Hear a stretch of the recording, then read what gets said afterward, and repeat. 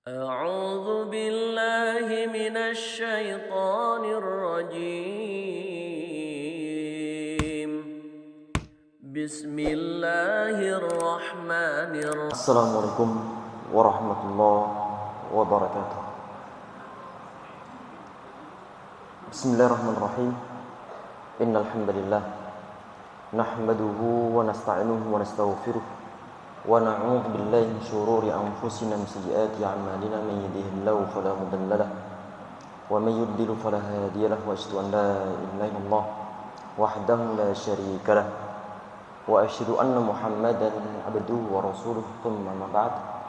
Jamaah sekalian yang insyaallah dirahmati oleh Allah SWT, semoga kehadiran kita saat ini ditulis oleh Allah SWT sebagai amal saleh insyaallah, dan juga setiap kebaikan yang kita pelajari dalam majlis ini, kesunahan-kesunahan Nabi Muhammad SAW, semoga Allah SWT memudahkan kita semuanya untuk mengamalkannya, amin ya rabbal alamin.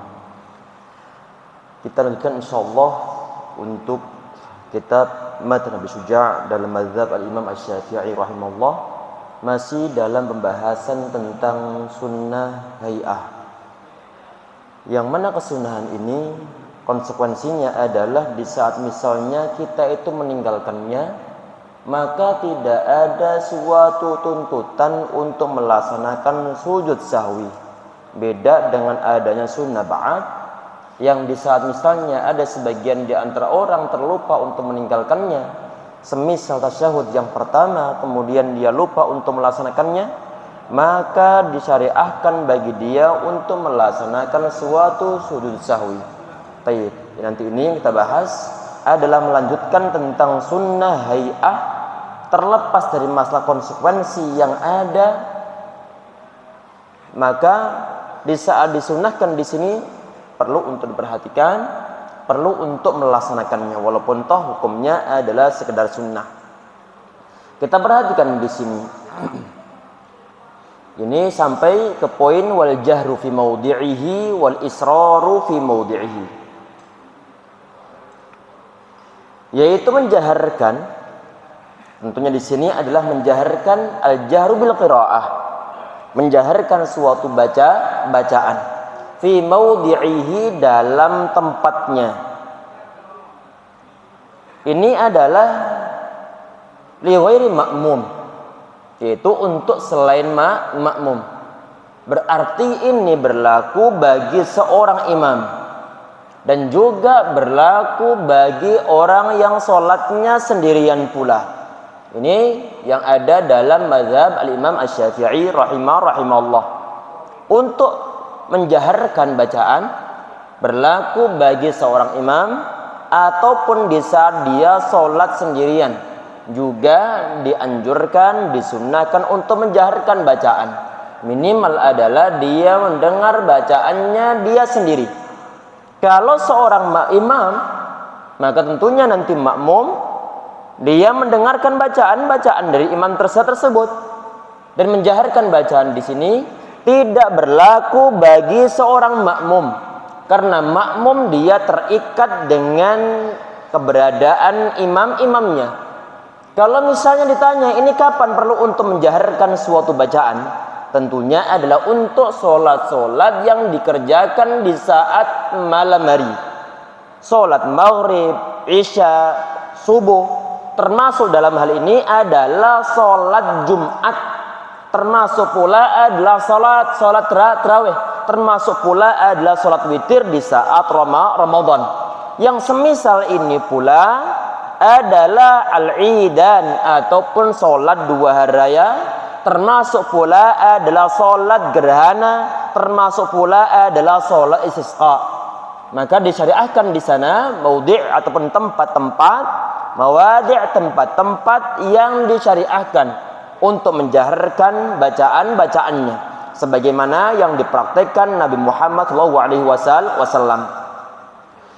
Ini dasarnya bagaimana? Nabi Muhammad SAW, beliau di saat sholat maghrib, beliau menjaharkan bacaannya, karena saat itu berdasar riwayat yang sahih dalam riwayat Al-Bukhari, dan juga Sahih Muslim bahwa Nabi Muhammad SAW beliau menjaharkan bacaan surat Al-Tur di saat beliau sholat maghrib. Dan sebagian di antara riwayat Nabi Muhammad SAW beliau menjaharkan bacaan beliau di saat sholat Isya, di saat beliau membaca surat At-Tini wa Zaitun. Dan juga Nabi Muhammad SAW beliau di saat sholat fajar beliau menjaharkan bacaannya. Sedangkan untuk zuhur dan juga untuk asar beliau tidak menjaharkan bacaannya.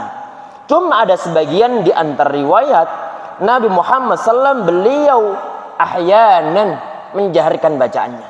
Sebagian di antara riwayat kadang-kadang. Tetapi rata-rata beliau menjaharkan bacaan adalah pada sholat-sholat yang dikerjakan di saat malam hari, maghrib, isya, sama sholat subuh, dan juga sebagian sholat sunnah yang tadi telah kita sampaikan.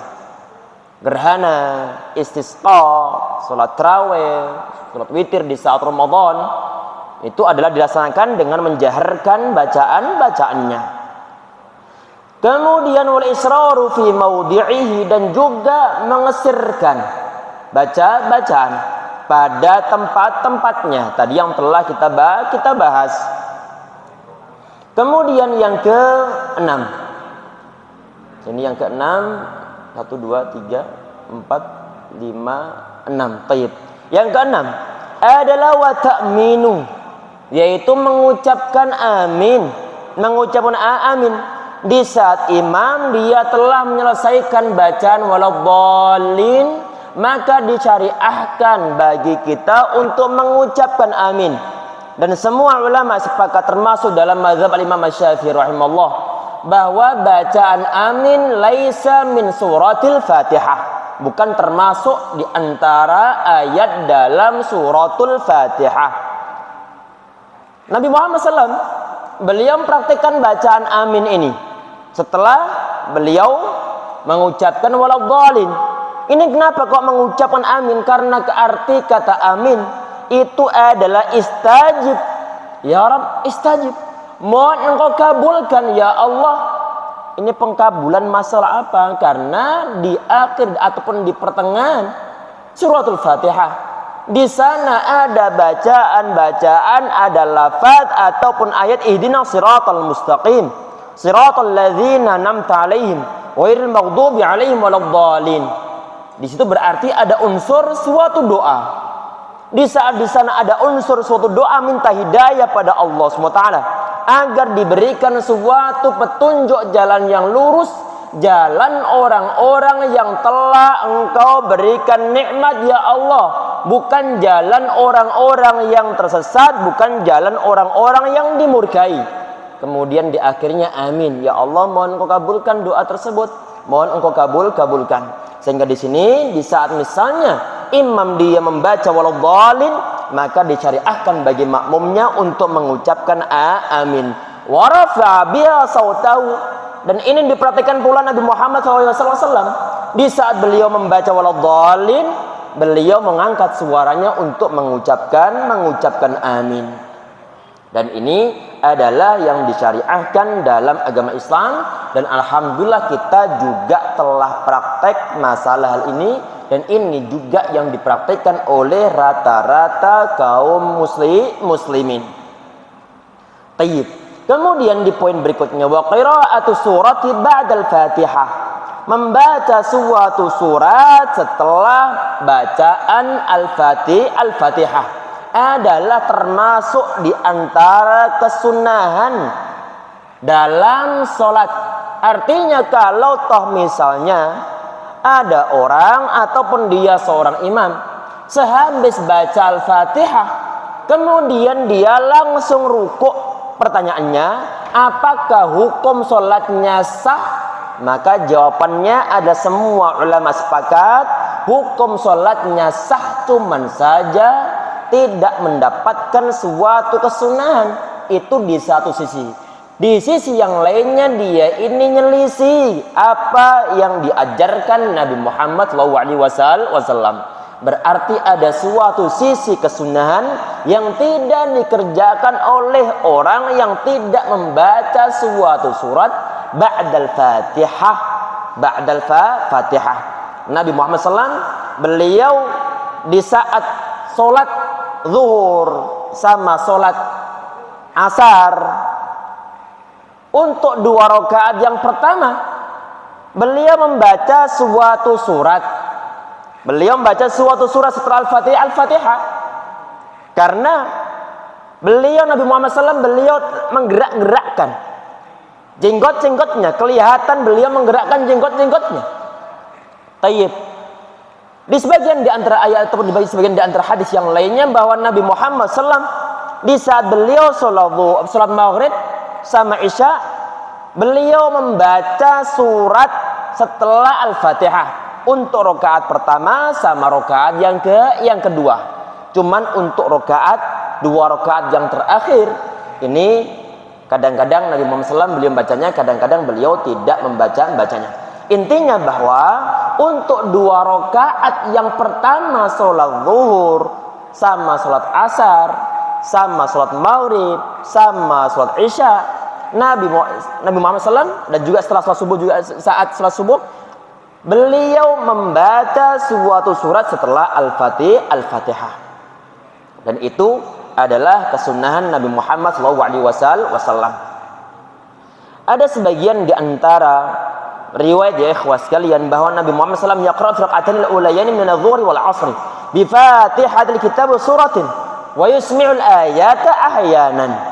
Ini tadi yang telah kita sampaikan bahwa Nabi Muhammad SAW beliau sholat zuhur dan juga sholat asar di 2 rakaat yang pertama setelah Al-Fatihah beliau membaca suatu surat wa yusmi'ul ayat ahyanan, dan kadang-kadang beliau memperdengarkan bacaan. Memperdengarkan bacaan berarti di saat sebagian di antara riwayat kadang-kadang Nabi Muhammad SAW beliau menjaharkan bacaan beliau di saat sholat zuhur ataupun sholat asar. Dan juga beliau memperdengarkan bacaannya kepada para sahabat. Baik.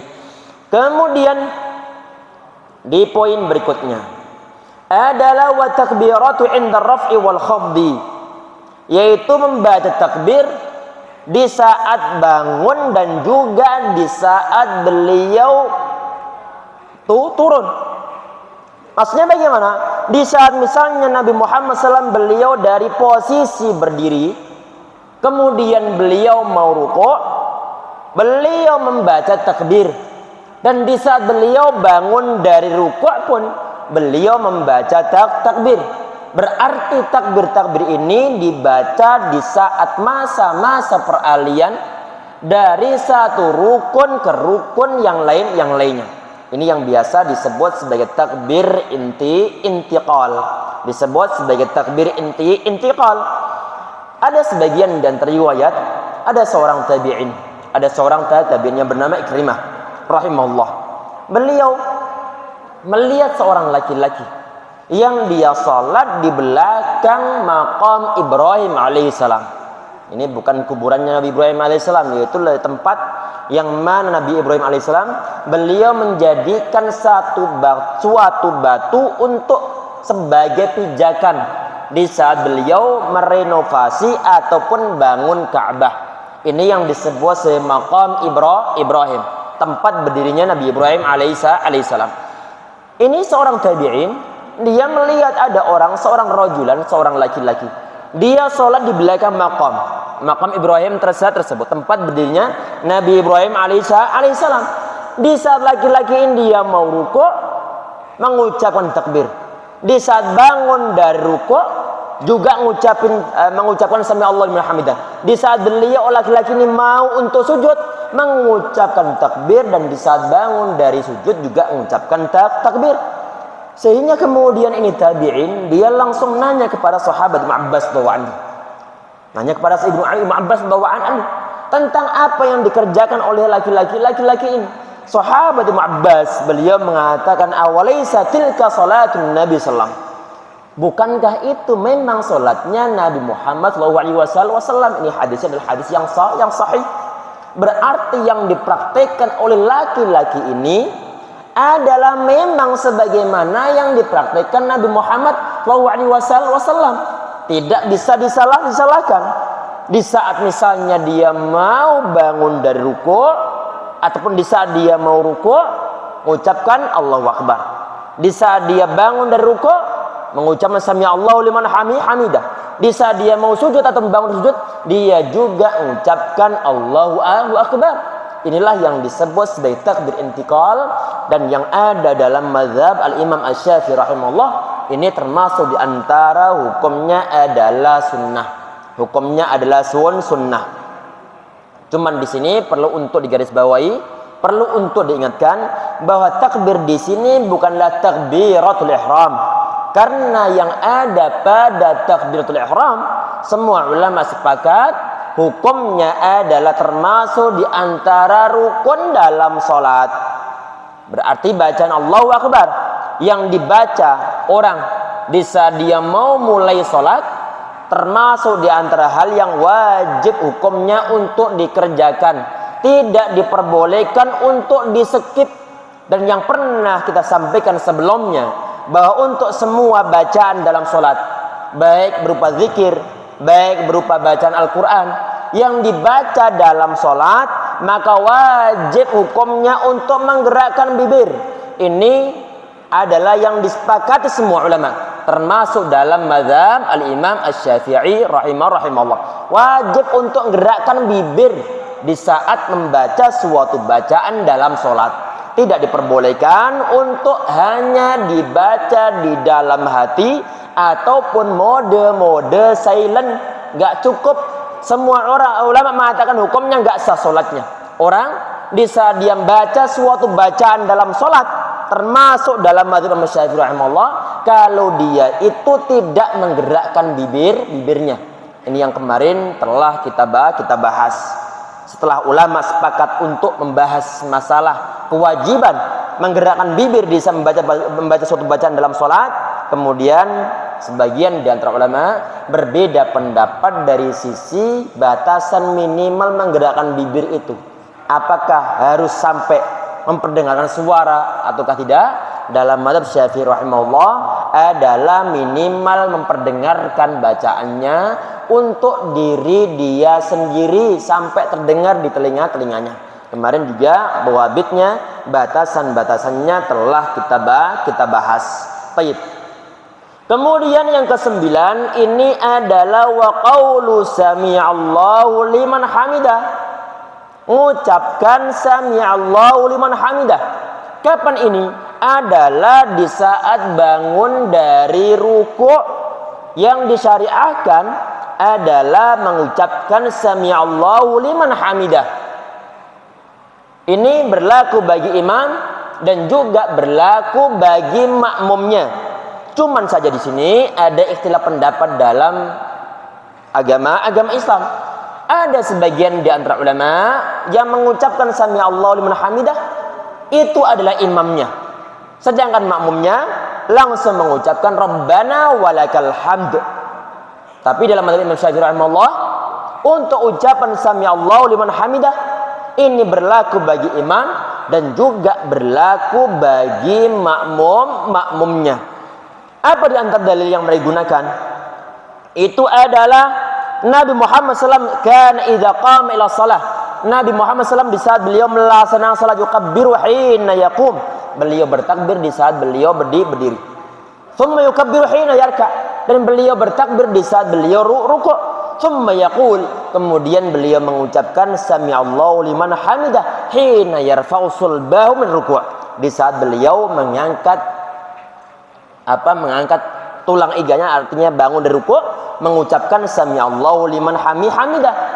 Ini para ulama ataupun sebagian dari ulama termasuk dalam mazhab Imam Syafi'i rahimahullah, di saat mereka mengambil suatu pendapat bahwa bangun dari rukuk mengucapkan sami'allahu liman hamidah itu adalah diucapkan imam dan juga diucapkan makmum, karena Nabi Muhammad SAW beliau mengucapkannya, dan beliau mengucapkan sesuatu dalam sholat itu adalah untuk diikutin.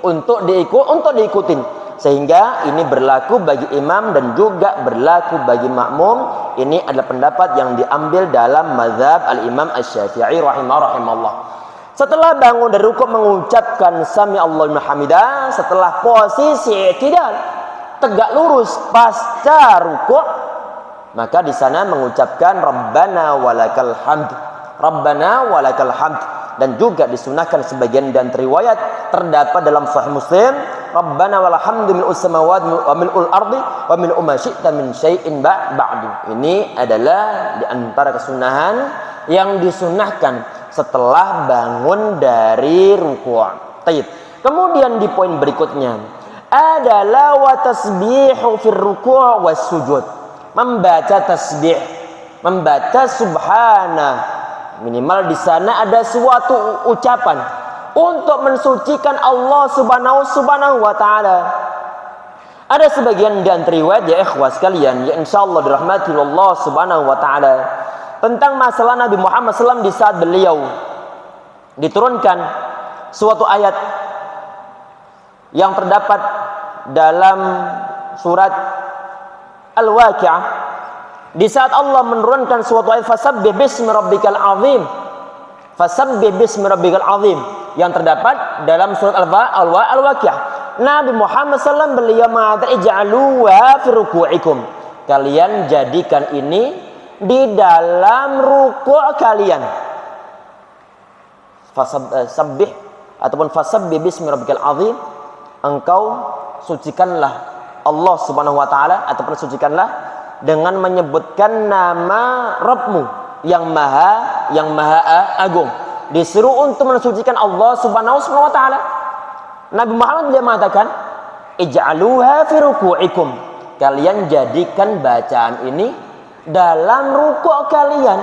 Sehingga kita dalam prakteknya mengucapkan subhana rabbil azimi, maha suci Rabbku yang maha agung, yang maha agung. Berarti di saat kita itu membaca subhana rabbiyal azimi, kita sedang melaksanakan perintah Allah SWT yang terdapat dalam suratul Waqi'ah tadi itu. Kemudian di saat Allah Subhanahu wa taala dia menurunkan suatu ayat sabbihisma rabbikal a'la, engkau sucikanlah Allah Subhanahu wa taala, Tuhan yang maha luhur. Nabi Muhammad beliau mengatakan ij'aluha fi sududikum, kalian jadikanlah bacaan ini dalam sujud kalian. Sehingga yang kita praktekkan, yang dicontohkan Nabi Muhammad adalah di saat kita sujud membaca subhana rabbiyal a'la, subhana rabbiyal a'la. Berarti ini adalah bacaan-bacaan yang dibaca di saat lagi sujud dan juga dibaca di saat lagi rukuk. Tadi membaca subhana rabbiyal azim, minimal adalah dibaca sekali, minimal dibaca sekali untuk mendapatkan suatu kesunahan. Minimalnya yang paling bagus adalah sebanyak 3 kali, sebagaimana yang dipraktekkan Nabi Muhammad SAW. Kalau ditanya ini hukumnya bagaimana membaca subhana rabbil a'la di saat sujud dan juga subhana rabbil azim di saat lagi rukuk, hukumnya bagaimana? Dalam mazhab al-Imam Asy-Syafi'i dan juga mayoritas ulama mengatakan bahwa ini hukumnya adalah sunnah. Sebagian di antara mazhab termasuk yang dipilih oleh Syekh Ibnu Utsaimin rahimahullah mengatakan bahwa ini hukumnya adalah wajib. Hukumnya adalah wajib. Tapi rata-rata ulama mengatakan hukumnya adalah sunnah. Pendalilan mereka bagaimana? Karena di saat Nabi Muhammad SAW beliau ngajari seorang sahabat untuk, ini yang sering kita sampaikan, seorang sahabat sholat, setelah sholat disuruh ulang lagi, irji fasalli fa innaka lam tusalli, ente balik lagi karena ente belum sholat, sampai diulang beberapa kali. Para ulama mengatakan bahwa poin-poin yang diajarkan Nabi Muhammad SAW dalam hadis al-musi' sholat tahu tadi itu semua adalah berisi kewajiban yang dikerjakan dalam sholat, dan di sana tidak ada pembahasan tentang masalah bacaan tasbih di saat ruku ataupun di saat sujud. Sehingga mayoritas ulama mengatakan bahwa untuk bacaan tasbih baik dalam sujud ataupun dalam rukuk hukumnya adalah sunnah.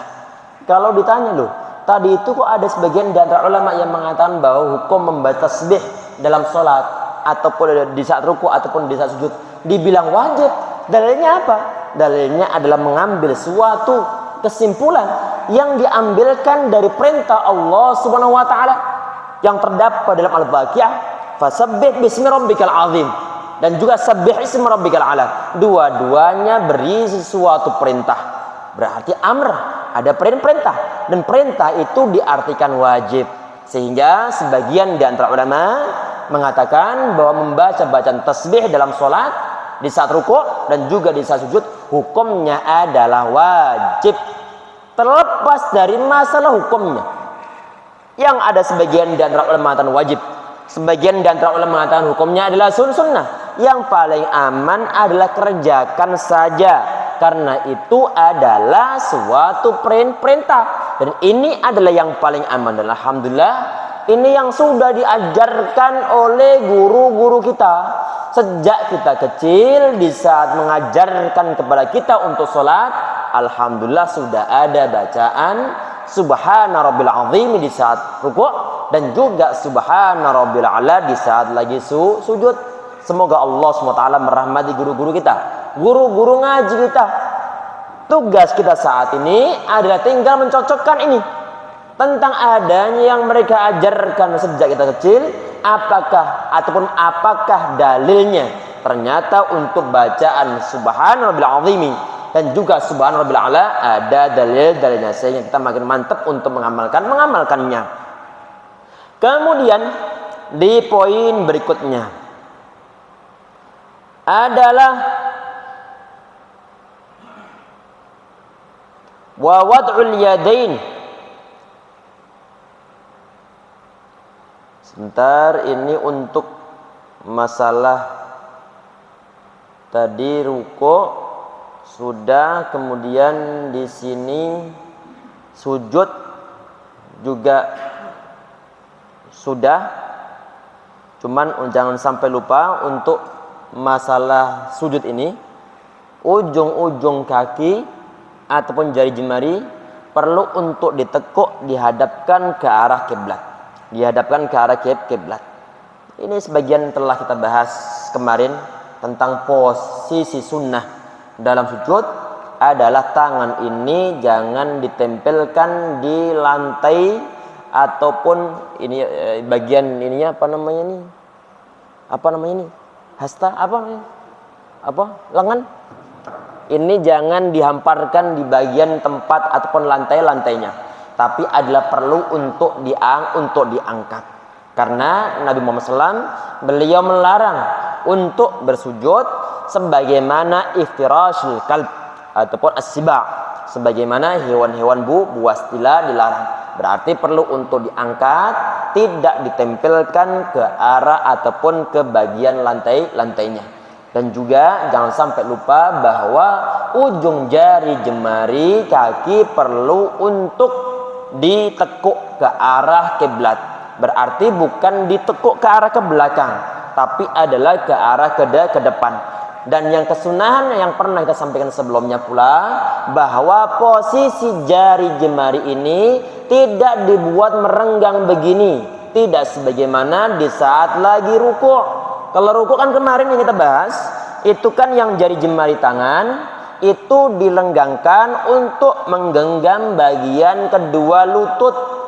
Beda dengan posisi di saat lagi sujud, maka posisi kita adalah dibuat standar begini, dibuat standar, tidak dibuat renggang begini. Ini yang telah kita bahas di pertemuan-pertemuan sebelumnya dan yang kita ingatkan untuk hari-hari ini. Langsung ke poin berikutnya adalah wa wad'ul yadaini 'alal fakhidaini fil julusi, meletakkan kedua tangan di atas kedua paha di saat lagi sujud, di saat lagi di saat fil julus, di saat lagi duduk. Duduk apa ini? Ini berlaku untuk semua bentuk duduk, baik duduknya untuk duduk tasyahud yang pertama ataupun duduknya untuk tasyahud yang kedua, ataupun duduknya adalah bainal jilsatain, antara dua ataupun antara sajdatain, antara dua sujud. Ataupun berlaku pula bagi orang yang sholatnya dia tidak bisa berdiri dan sholatnya sambil duduk, maka ini pun berlaku. Meletakkan kedua tangan, ditaruh di atasnya kedua lutut. Ada sebagian dan riwayat ya ikhwah, ini yang terdapat dalam Sahih Muslim rahimahullah, bahwa untuk jari jemari yang sebelah kiri, sebagian dan riwayat tidak diletakkan di atas paha, tetapi adalah ditaruh di depan lututnya. Ini sebagian di antara riwayat. Jelas ya ikhwah, ini yang perlu untuk diperhatikan tentang masalah hal ini. Berarti diperbolehkan dan disyariatkan di sana. Jangan disalahkan kalau seandainya ada orang dia duduk di dalam sholatnya, kemudian yang ini ujung jari jemari ini ada yang berada di depan lututnya. Itu adalah sebagaimana yang dipraktikkan oleh Nabi Muhammad SAW dalam sholat beliau, dan sebagian di antara riwayat diletakkan di atas bagian kedua ataupun di atas lutut beliau ataupun di bagian ujungnya. Jelas ya? Berarti ada dua bentuk model untuk meletakkan kedua ataupun meletakkan jari jemari di saat kita lagi sujud, di saat lagi duduk.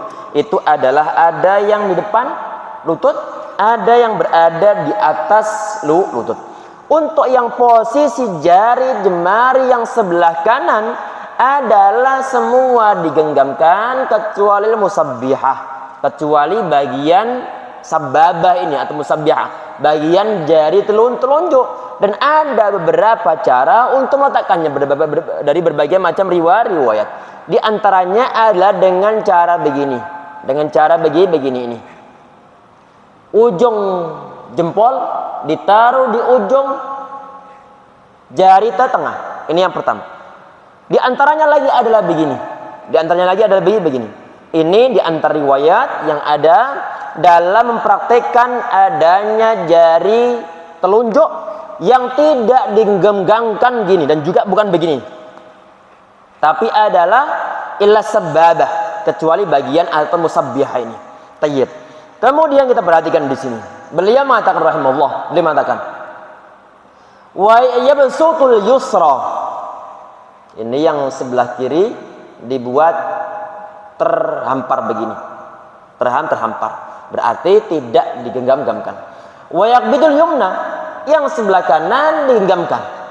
Illal musabbihah, kecuali bagian jari telunjuknya. Fa inna yushiru biha mutasyahidah. Ini untuk jari telunjuk digunakan untuk berisyarat di saat bertasyahud. Tayyib. Kita perhatikan ya ikhwah, dari berbagai riwayat yang ada bahwa tentang adanya jari telunjuk ini adalah tidak ada satu riwayat tentang adanya ngangkatnya itu kapan. Tidak ada riwayat khusus. Sehingga para ulama mereka beristihad ini. Mereka beristihad. Kapan ini mengangkat jari telunjuknya ini?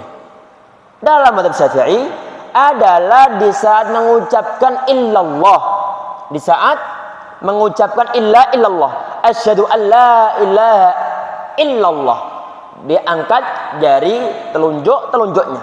Sebagian di antara ulama mengatakan sudah diangkat dari awal, dari awal, ataupun pendapat yang lainnya.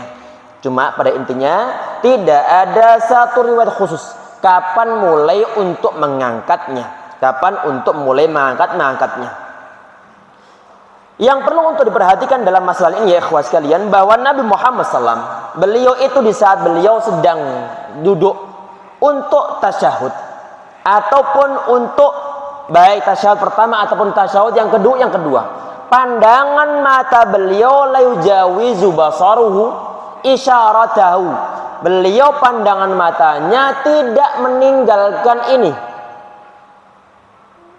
gak meninggalkan isyarat beliau ini. Berarti untuk posisi di saat lagi duduk ataupun di saat sedang sholat, maka pandangan mata tidak tertuju ke arah tempat sujud tetapi adalah tertuju ke arah bagian jari telunjuk. Jelas ya? Ini yang perlu untuk diingatkan. Dan ini adalah yang dipraktikkan Nabi Muhammad sallallahu alaihi wasallam. Yujawizu basaruhu isyaratahu wa kama qala. Tayyib. Kemudian di poin berikutnya adalah waliftirashu fi jami'il jalsat, dan juga duduk iftirash di semua bentuk duduk. Ini tentunya adalah selain duduk di rakaat yang terakhir. Ini berarti berlaku untuk duduk tasyahud yang pertama, kemudian berlaku pula untuk duduk tasyahud ataupun duduk di antara dua sujud, berlaku pula untuk duduk bagi orang yang sholat dan dia tidak mampu untuk berdiri. Berlaku poin-poin ini. Jadi insyaallah ya, kita perhatikan di sini. Wal iftirash. Ini iftirash tentunya adalah duduk sebagaimana tasyahud yang pertama. Dengan cara kita hamparkan kaki kita yang sebelah kiri, kemudian kita dudukin, sedangkan punggung kaki kirinya nempel ke lantai, sedangkan bagian telapak kaki kita dudukin, sedangkan yang sebelah kanan ini adalah kita buat tegak. Maksudnya tegak jatuh ke belakang, kemudian telapak kakinya kita buat tegak, dan ujung jari jemarinya jangan sampai lupa dihadapkan ke arah kiblat. Dan itu yang dipraktikkan Nabi Muhammad SAW. Ada satu hadis yang sahih dalam Al-Bukhari bahwa istaqbala bi atrafi asabi'i rijlaihi qiblatah. Dan Nabi Muhammad SAW beliau menghadapkan ujung jari jemari beliau ini menghadap ke arah kiblat. Tayyib. Kemudian di poin berikutnya, wa tawarruku, duduk tawarruk. Ini untuk duduk tawarruk ya ikhwah, tentunya sebagaimana duduk yang tahiyat yang terakhir, yang mana maaf bagian pantat kita langsung nempel ke tanah ataupun ke lantai. Sedangkan yang ujung jari ataupun ujung kaki kanan ini, kaki kiri afwan, ditaruh di bawah betis sebelah kanan sebagian tasyahud yang terakhir kita. Ini yang disebut sebagai duduk tawarruk, dan ini dikerjakan adalah untuk duduk yang terakhir ataupun tahiyat yang terakhir. Ini dalil yang digunakan ya ikhwah, ya insyaallah dirahmati oleh Allah Subhanahu wa taala. Nabi Muhammad SAW ini beliau idza jalasa fi raqatil akhirah. Nabi Muhammad SAW beliau bisa duduk di rakaat yang terakhir. Beliau model duduknya adalah duduk tawarruk tadi itu. Ini dalil ya ikhwah digunakan oleh berbagai macam mazhab. Minimal adalah ada dua mazhab di sini dalam masalah hal ini. Pendalilan sama, cuma penyimpulan berbeda. Kalau dalam mazhab Al-Imam Asy-Syafi'i rahimahullah, ini kan disampaikan di sini dalam hadisnya adalah idza jalasa fi raqatil akhirah. Di saat Nabi Muhammad SAW beliau berada di rakaat yang terakhir, beliau praktek tawarruk tadi itu. Tawarruk. Di saat misalnya ada orang yang sholatnya sholat zuhur, isya ataupun sholat asar, yang jumlah rakaatnya adalah 4 rakaat. Dalam mazhab Syafi'i, Imam Syafi'i rahimahullah, berarti untuk rakaat yang terakhir duduknya pun adalah duduk tawarruk.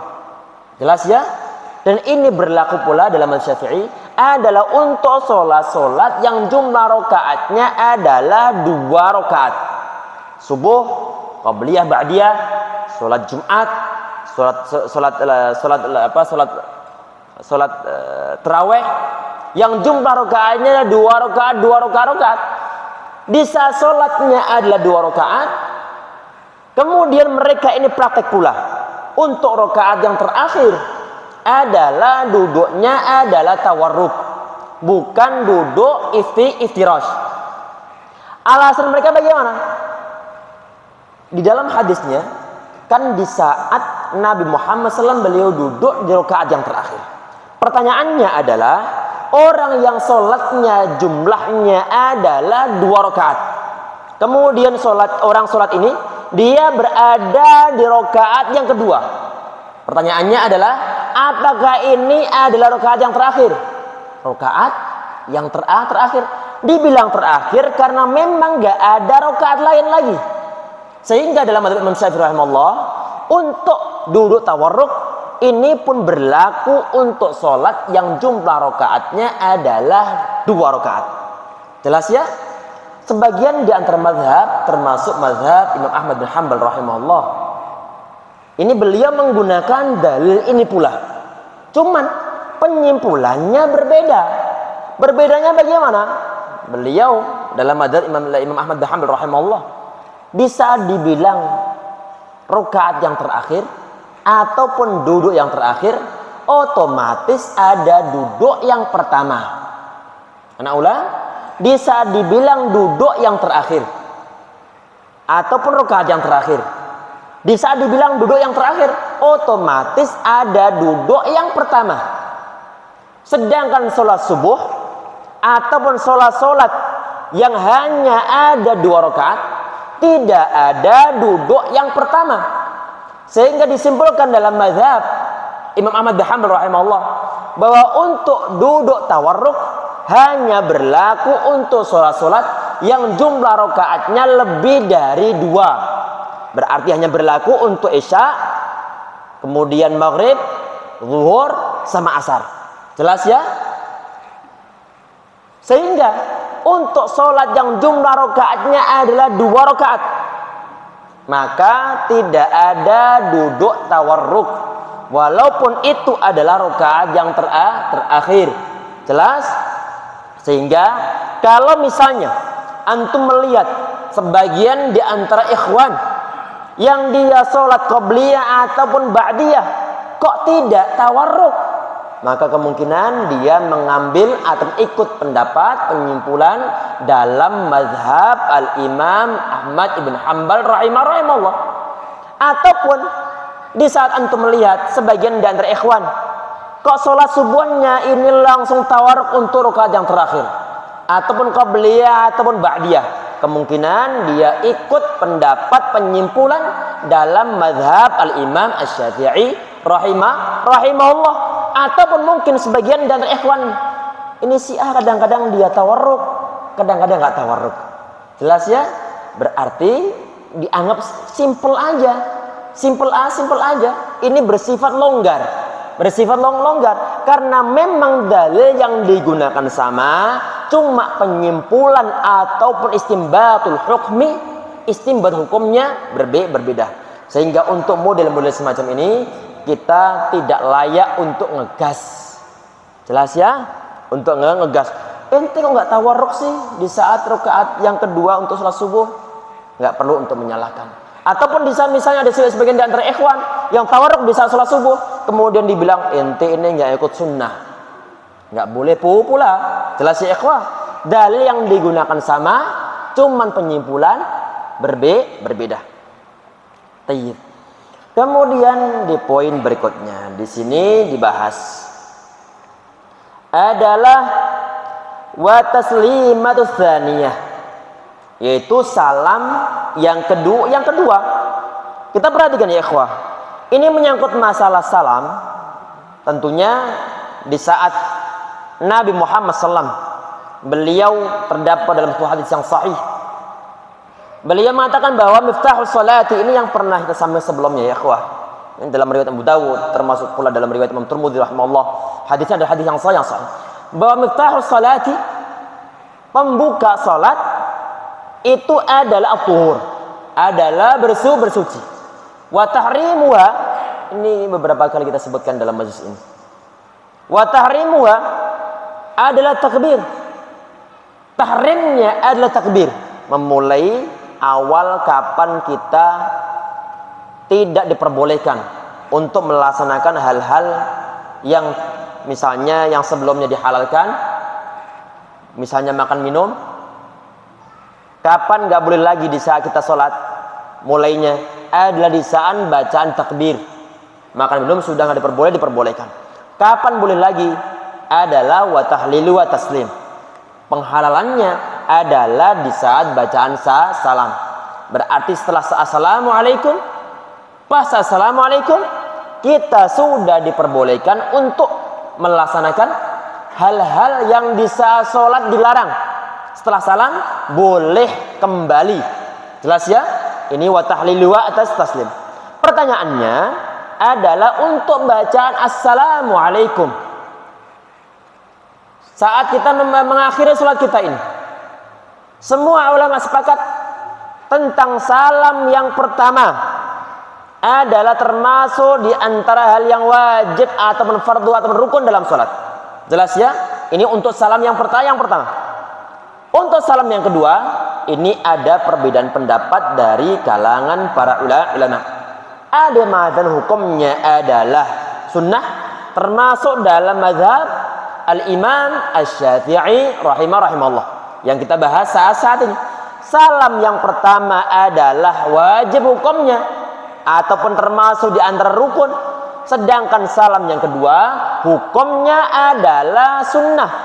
Dasarnya apa? Ada sebagian di antara hadis-hadis yang sahih di saat Nabi Muhammad SAW beliau sholat witir, sebagian dan riwayat beliau salam yang pertama, yang kedua tidak beliau kerjakan, tapi langsung beliau sambung ke sholat yang lainnya. Ini sebagian di antara riwayat. Jelas ya ikhwah? Salam yang kedua dalam mazhab Al-Imam Asy-Syafi'i rahimahullah hukumnya adalah sunnah. Dan juga ada sebagian di antara riwayat yang lainnya bahwa orang-orang muhajirin di masjid-masjid mereka itu salamnya adalah cuman sekali saja. Sedangkan yang terdapat dalam masjidnya orang-orang Ansar, salamnya adalah sebanyak dua kali. Intinya bahwa untuk salam yang pertama ada kesepakatan bahwa hukumnya adalah wajib. Sedangkan untuk yang kedua ada perbedaan pendapat dari kalangan para ulama, termasuk yang terdapat dalam mazhab Al-Imam Asy-Syafi'i rahimahullah hukumnya adalah sunnah. Ada yang mengatakan wajib, termasuk ini adalah pendapat dalam mazhab Imam Abu Hanifah, Imam Ahmad bin Hanbal rahimahullah, termasuk ini yang dipilih oleh Syekh Bas, termasuk yang dipilih oleh Syekh Ibnu Utsaimin rahimahullah. Untuk salam yang kedua, mereka mengambil pendapat bahwa hukumnya adalah wajib. Ada dalil yang mereka gunakan terdapat dalam Sahih Muslim rahimahullah, innama yakfi ahadukum ayyadha yadahu ala fakhidhihi thumma yusallim ala akhihi min ala yaminihi wa shimalihi. Di sana ada pernyataan bahwa setelah saat orang ini sholat, thumma yusallim, kemudian dia mengucapkan salam kepada saudaranya yang berada di sebelah kanan dan juga kepada saudaranya yang berada di sebelah kirinya. Ini yang diambil pendapat oleh sebagian di antara mazhab, termasuk mazhab Imam Ahmad bin Hanbal rahimahullah, yang mengatakan bahwa hukum salam yang kedua adalah wajib. Dalam Syafi'i hukumnya adalah sunnah. Terlepas dari masalah hukum tersebut, maka yang paling afdal adalah alhamdulillah yang kita praktikkan ini, yaitu salam yang kedua pula. Yang perlu untuk diingatkan dalam poin ini ya ikhwah, yang mungkin Allahu alam pernah kita sebutkan sebelumnya ataukah tidak, tentang adanya konsekuensi adanya 2 kali salam atau 1 kali salam ini.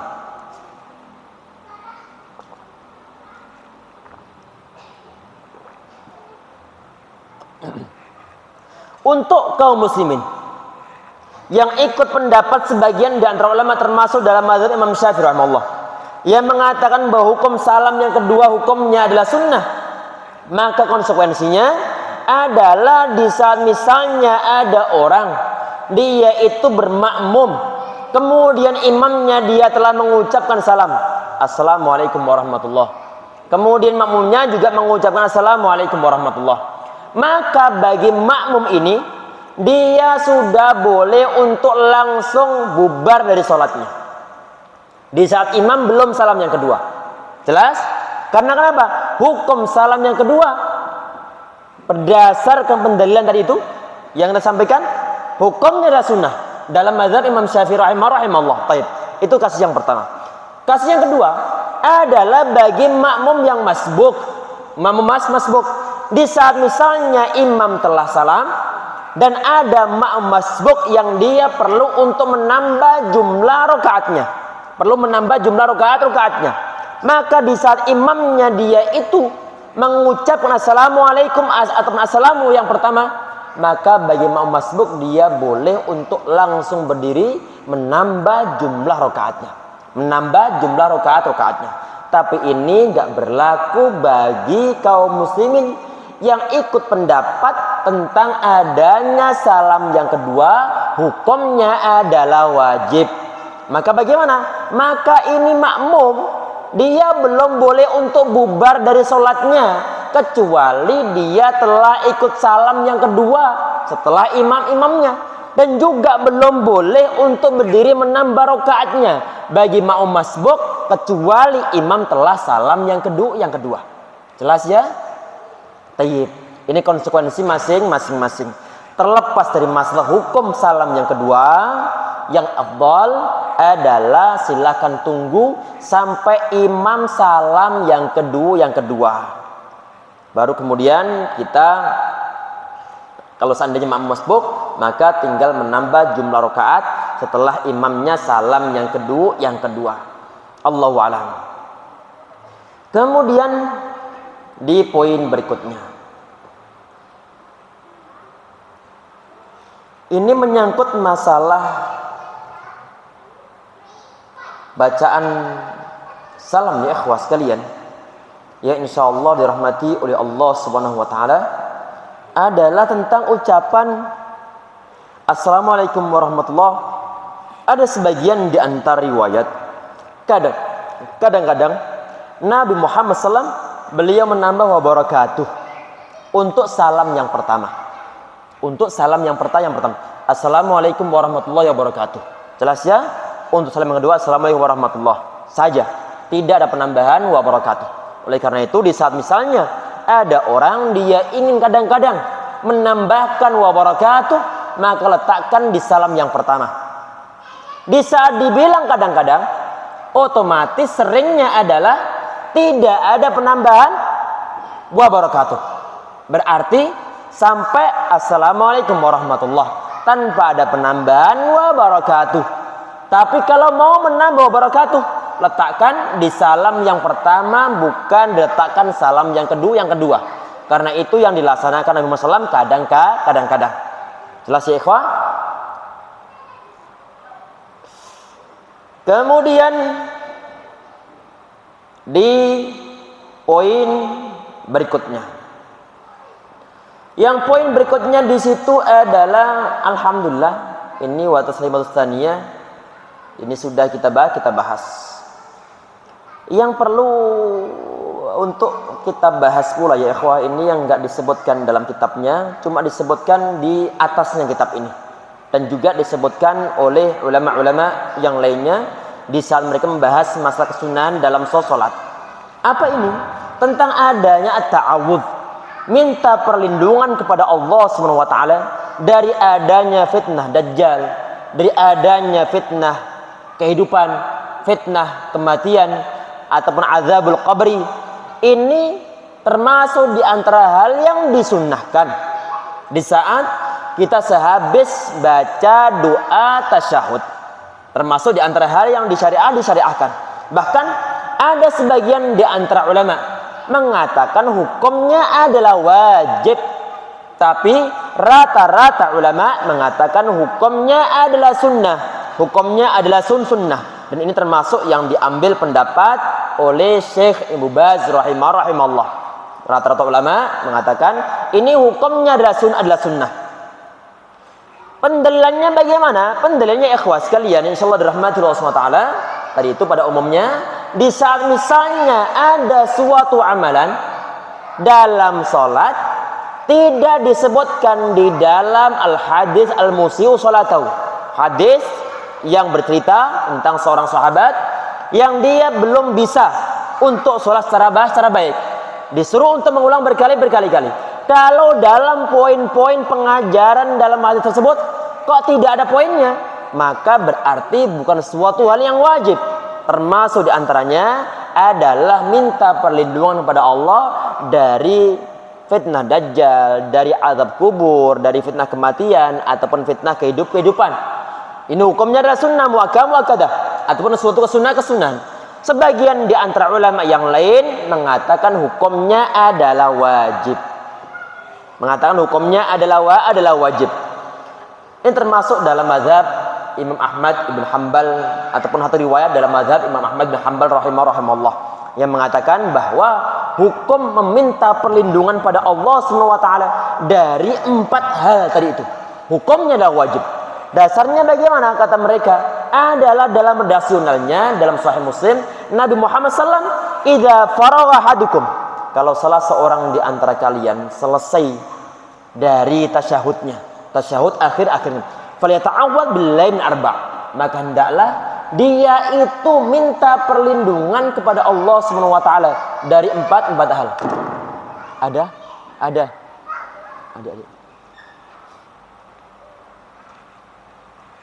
Minta perlindungan pada Allah SWT dari 4 hal.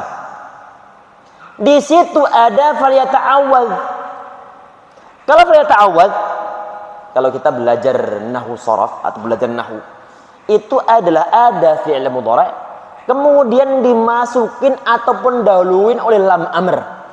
Ada lam amr falyata'awwad, maka hendaklah dia minta perlindungan pada Allah Subhanahu wa taala.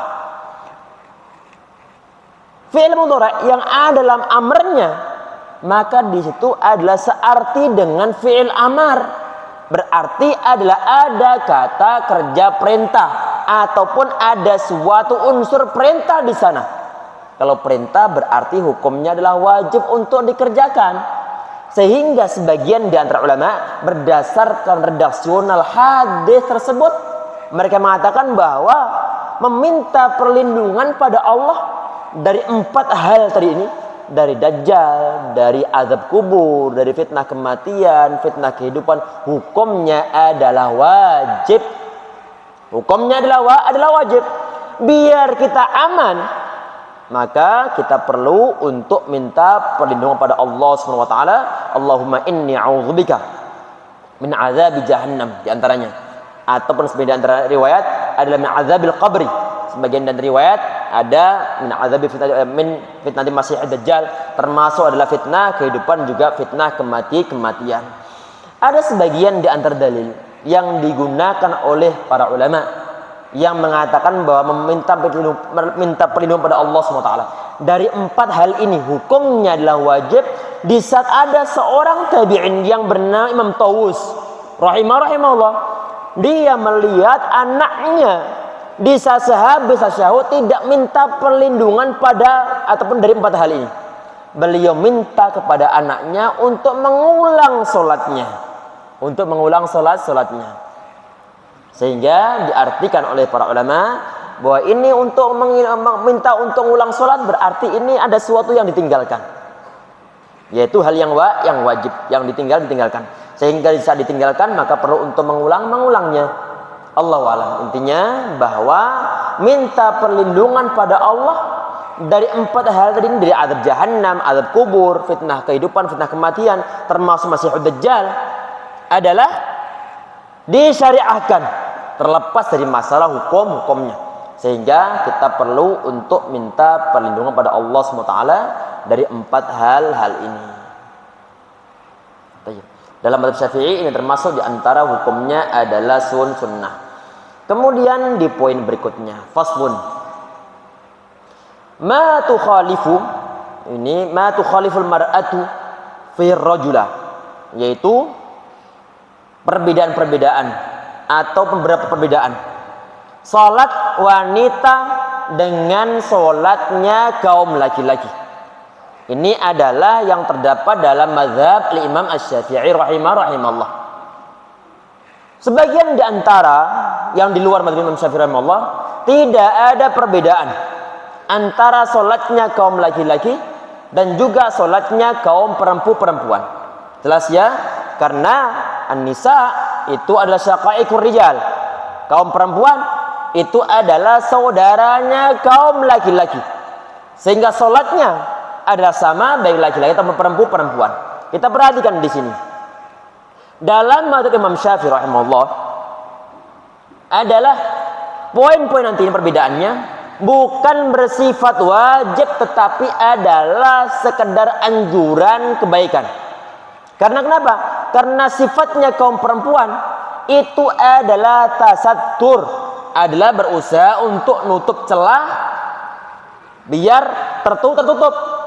Sehingga bagaimana? Sehingga di saat misalnya ada suatu celah yang membuat nanti mereka akan tergambarkan bentuk luka-luka tubuhnya, maka afdhalnya dalam mazhab Syafi'i, Imam Syafi'i rahimahullah adalah ada sedikit perbedaan, termasuk nanti dalam hal masalah sujudnya. Kita perhatikan satu persatu insyaallah ya ikhwah. Wal mar'atu khalifur rajula fi arba'ati asya. Ini kaum ataupun seorang perempuan berbeda dengan laki-laki di dalam sholat ini dalam lima hal ataupun dalam 5 hal di sini. Sebagian dari nuskah ataupun salinan dari kitab ini adalah ada 4 hal. Baik, kita perhatikan satu persatu insyaallah. Yang pertama adalah farrajulu yujafi mirfaqaihi an jambaihi. Ini seorang laki-laki di saat dia sholat, dia itu merenggangkan antara bagian kedua mirfaq ataupun kedua siku-sikunya, an jambaihi, dari bagian sininya kanan kiri tubuhnya. Berarti kalau kita bersujud itu adalah begini untuk kaum laki-laki. Untuk kaum perempuan dalam mazhab Imam Syafi'i rahimahullah adalah dibuat nempel. Karena kenapa?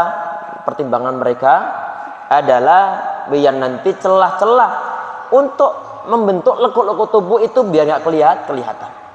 Tadi yang kita sampaikan. Tayyib. Kita perhatikan. Wa yuqillu batnahu an fakhidhai fi ruku'i wa sujud.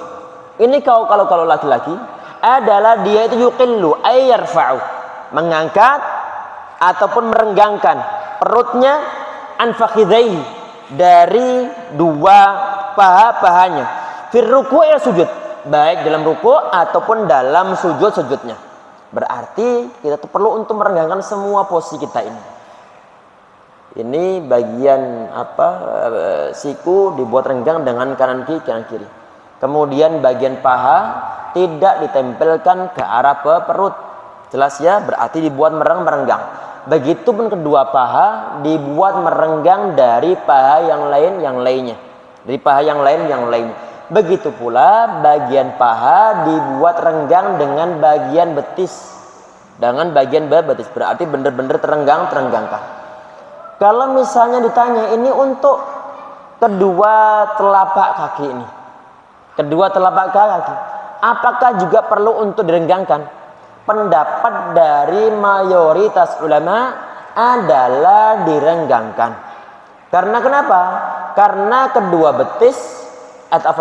telapak kaki itu satu paket dengan kedua betis.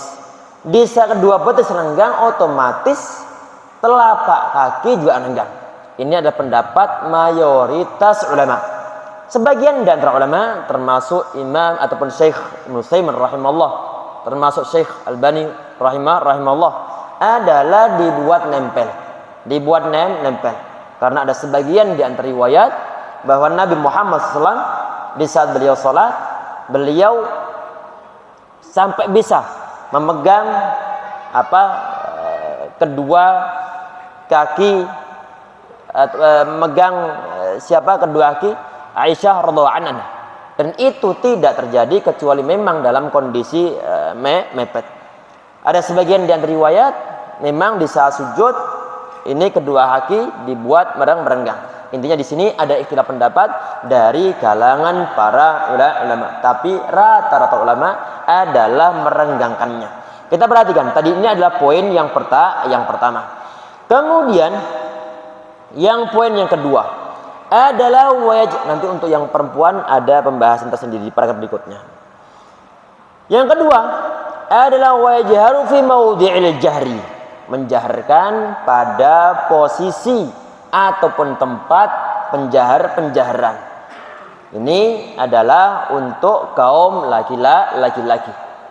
Perlu untuk menjaharkan. Berarti kalau nanti perempuan tentunya adalah mengesirkan di saat di sana ada kaum laki-laki yang lainnya. Baik. Kemudian yang ketiga adalah wa idza nabau syai'un fi salati sabbaha. Di saat terjadi kekeliruan dalam salat, maka kaum laki-laki dia itu membaca tasbih. Ataupun di saat ada suatu hal yang perlu untuk memberikan suatu peringatan ataupun kode di saat kita lagi sholat, maka kaum laki-laki dia membaca tasbih. Misalnya imamnya dia salah dalam membaca suatu bacaan Al-Fatihah, langsung loncat ke ayat yang ketiga, langsung ayat yang kelima. Makmumnya enggak, maka makmumnya dia perlu untuk mengingatkan subhanallah, subhanallah. Tayyib. Ataupun misalnya di saat imamnya ini habis rakaat yang kedua, dia langsung berdiri, maka makmumnya dia membaca tasbih subhanallah. Ataupun misalnya ini berlaku secara umum, di saat misalnya ada orang dia itu sholat, melihat ada orang buta, dia itu mau masuk ke dalam got misalnya saja, ataupun mau nabrak sesuatu. Kemudian ini orang yang sholat, dia ngasih kode subhanallah, ngasih subhanallah. Maka ini berlaku pula untuk masalah bacaan tasbih di saat sholat yang digunakan untuk mengingatkan orang lain. Ataupun ini pula bisa berlaku kalau misalnya antum sholat di rumah untuk sholat sunnah, tahu-tahu ada orang dia mengucapkan assalamualaikum, berarti ada tamu di sana. Di saat misalnya kita menjawab waalaikumsalam, batal sholat kita. Karena kenapa? Karena waalaikumsalam berarti ada suatu ucapan yang isinya ada khitab yang ditujukan kepada manusia yang lainnya. Nggak diperbolehkan. Terus bagaimana? Kita ngasih kode berupa adanya poin ini, yaitu membaca subhanallah yang dikeraskan. Sebagian di antara riwayat, man rabau syai'an fi sholati atau man nabau syai'an fi sholati falusabbih, maka hendaklah dia ini membaca tasbih. Kama qala alaihi salatu wassalam. Kalau perempuan nanti adalah dia menggunakan tepukan tangan. Tayyib. Apakah ada kode yang lain yang bisa untuk digunakan? Ada sebagian di antara riwayat, cuma qadarullah ini hadisnya adalah hadis yang lemah dalam riwayat Imam Nasai rahimahullah. Para ulama mengatakan bahwa hadisnya adalah hadis yang lemah, termasuk Imam Nawawi rahimahullah, beliau mengatakan juga hadis yang lemah. Beliau mengatakan bahwa ada sebagian di antara riwayat tentang sahabat Ali radhiyallahu anhu di saat beliau mendatangi Nabi Muhammad SAW. Beliau mendatangi Nabi Muhammad SAW. Di saat mendatangi beliau, Nabi Muhammad beliau sedang sholat. Maka Nabi Muhammad beliau ngasih kode dengan cara berdehem-dehem. Ngasih kode berdehem-dehem. Cuman qadarullah ini hadisnya adalah hadis yang lemah. Kata para ulama, termasuk mata lemah adalah Imam Nawawi rahimahullah. Yang sahih tadi itu adalah falyusabbih. Maka man nabau syai'an fi sholati falyusabbih. Barang siapa yang dia mengingatkan sesuatu dalam salatnya, maka hendaklah dia membaca tasbih. Sedangkan untuk kaum perempuan nanti adalah bertepuk tangan atas fik linisa. Kemudian di poin berikutnya di sini adalah masalah aurat. Wa auratul rajuli ma baina surratihi wa rukbatihi.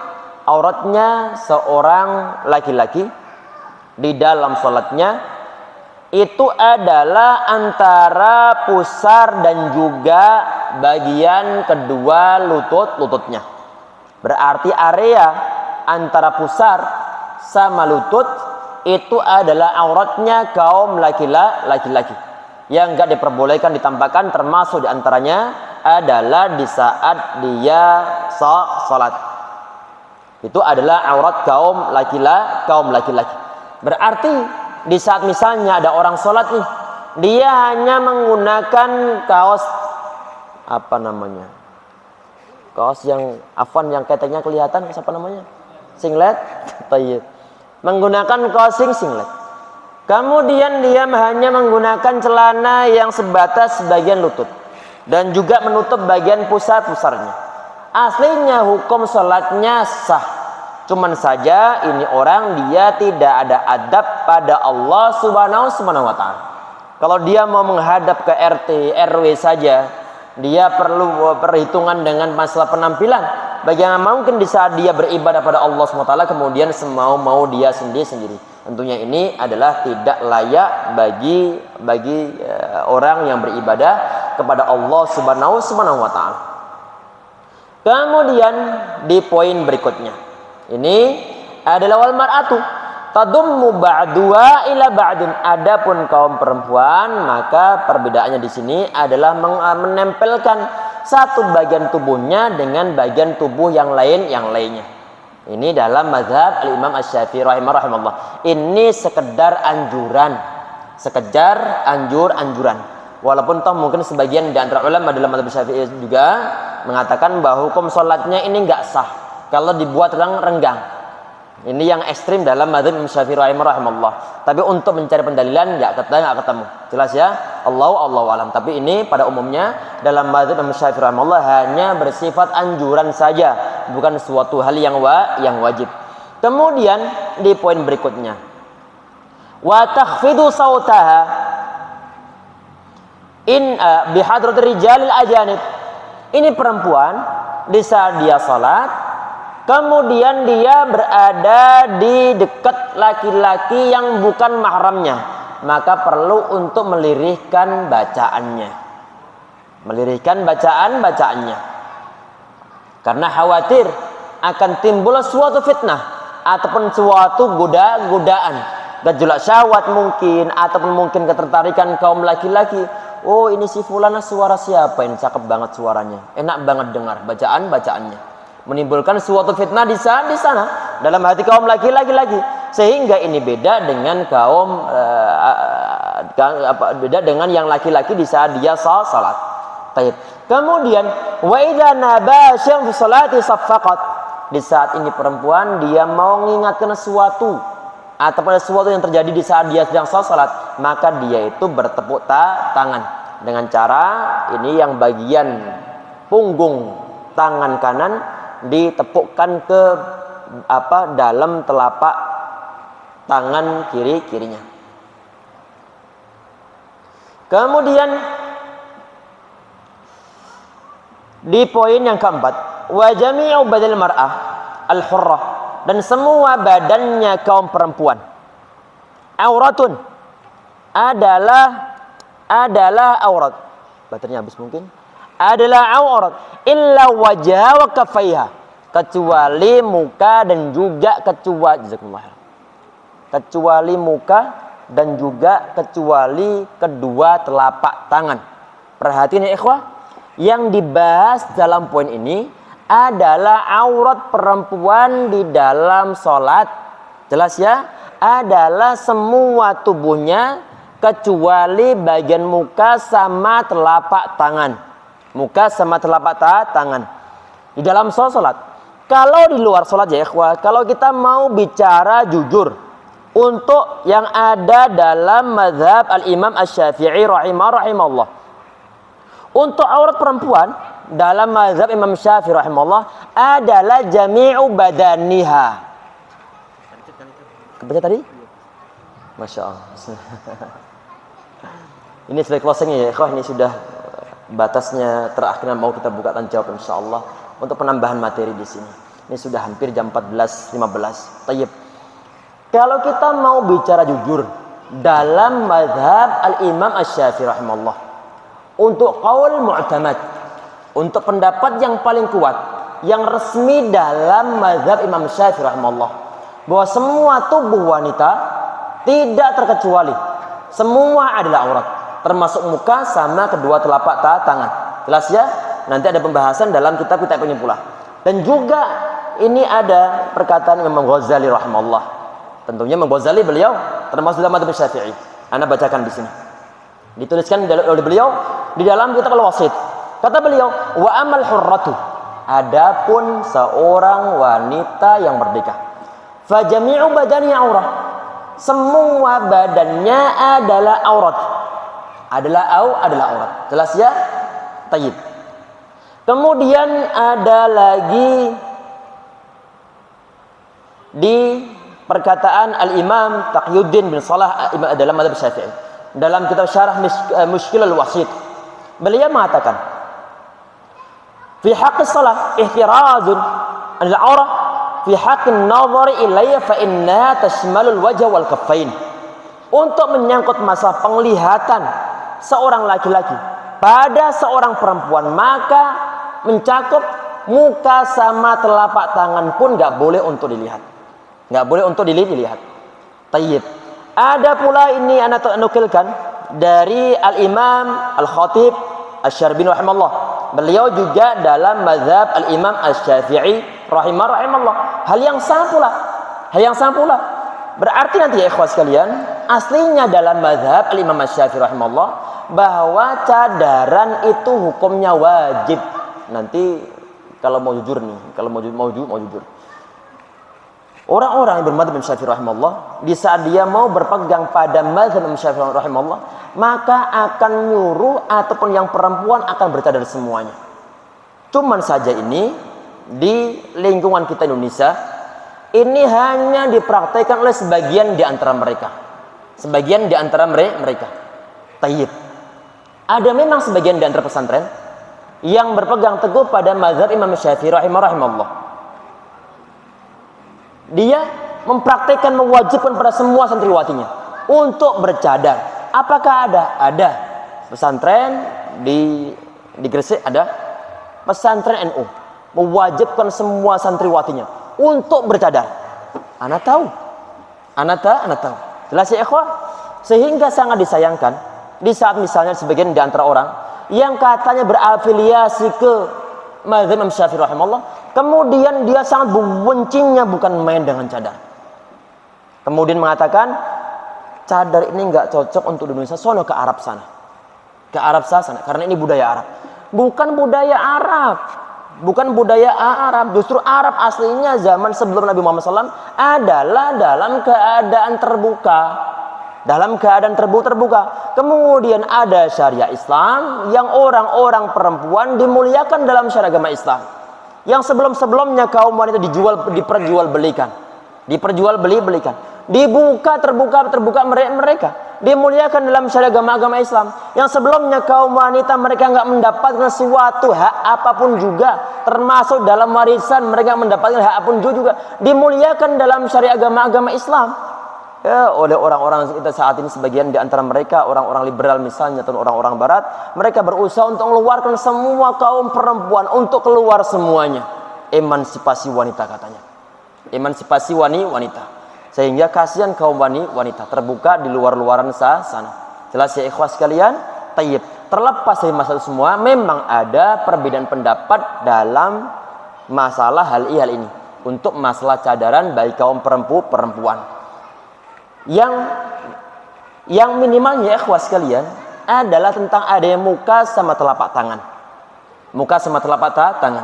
Ada yang mengatakan hukumnya sunnah untuk tutupin, ada yang mengatakan wajib hukumnya untuk ditutupin. Jelas ya? Sehingga kalau seandainya ada seorang perempuan dia nggak mau untuk bercadar, maka minimal yang terbuka adalah muka sama telapak tangan. Selain itu semua ulama sepakat lintas mazhab wajib hukumnya untuk ditutup rambut, leher, telinga, kaki, lengan, wajib hukumnya untuk ditutup. Tapi kan sayang sekali di Indonesia ini, yang konon katanya sebagian di antara orang bermadzhab Imam Syafi'i rahimahullah, justru mereka nggak mau untuk pakai jilbab, nggak mau untuk berjilbaban. Bahkan sebagian di antara pesantren, keluarga dari kiainya, istri dari kiainya, hanya menggunakan kerudung. Sedangkan dalamnya diajarkan mazhab Imam Syafi'i rahimahullah. Berarti menyalahi mazhab Imam Syafi'i rahimahullah, menyalahi hadis-hadis Muhammad sallallahu, menyalahi syariah agama Islam. Ini Indonesia kita saat ini ikhwas sekalian. Naudzubillah. Sehingga kalau seandainya kita itu bermazhab Imam Syafi'i rahimahullah, maka ini perlu untuk diperhatikan. Perlu untuk diperhatikan tentang masalah penutupan masalah aurat kaum laki-laki, terkhusus lagi bagi kaum perempuan.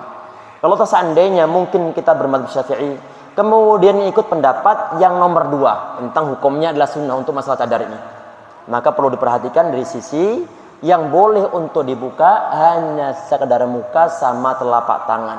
Berarti ada kewajiban untuk nutup bagian telapak kaki ataupun bagian punggung kaki, wajib hukumnya.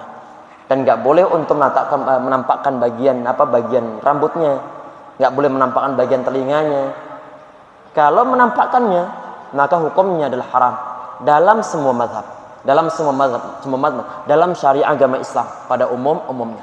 Jelas ya ikhwas sekalian. Sehingga sangat disayangkan sebagian di antara muslimah ini.